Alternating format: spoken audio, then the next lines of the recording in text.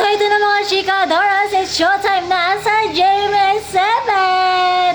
Si Miss Ann Curtis, ayan.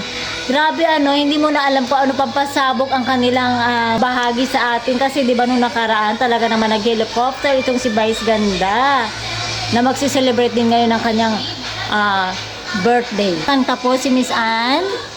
Grabe sino bang mag-aakala na mapapanood natin ang showtime sa GMA? Grabe, napaka-historical na naman ito. Main na channel ng GMA7. Ayan, ito yung pinaka biggest plot twist in the Philippine television. Grabe, Diyosang Diyosa si Miss Ann Curtis. Ito naman, susunod si Miss Karil. Ayan. Si Miss Karil na hinahanap sa Family Feud. Ayan. So sana mag-guest ngayon. Mag-guest ngayon si Dingdong Dantes. At saka si Marian Rivera. Ayan. Pero wala sila Ayan, susunod naman si Kim Chu ata yan. Si Kim Chu na talaga namang grabe, pasabog din ang performance ni Kim. Patalo si Chang Ami. Grabe, kabog na kabog. At syempre si Jackie at si Sian. Ang taray ng performance. Diba? At ito naman si Jukes and Teddy. Ay, ang taray ni MC at ni Lassie. Si MC yung naka-mami costume. Ayan, binalutan.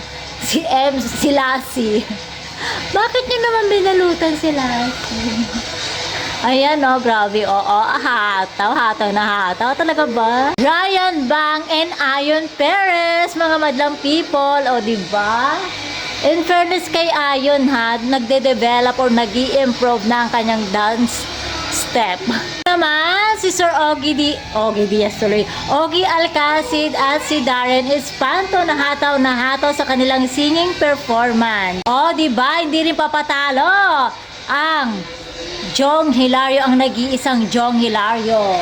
At Bong Navarro, of course. Grabe, hindi halatang sumasakit na yung mga tuhod nila. Grabe, talaga hataw na hataw. Ito na ang hinihintay ng lahat, ang birthday girl, syempre, na nag-iisang unbogable Vice Ganda. Kaya ang inihandang pasabog ni Meme, grabe, na-goosebump ako lang.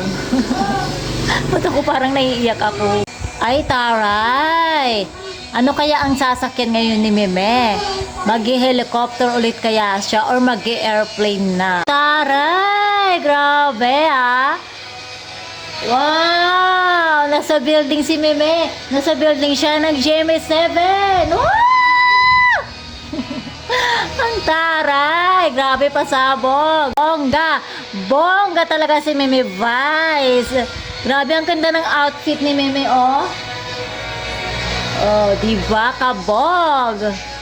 Talaga naman ang pa-effects. Grabe, sulit.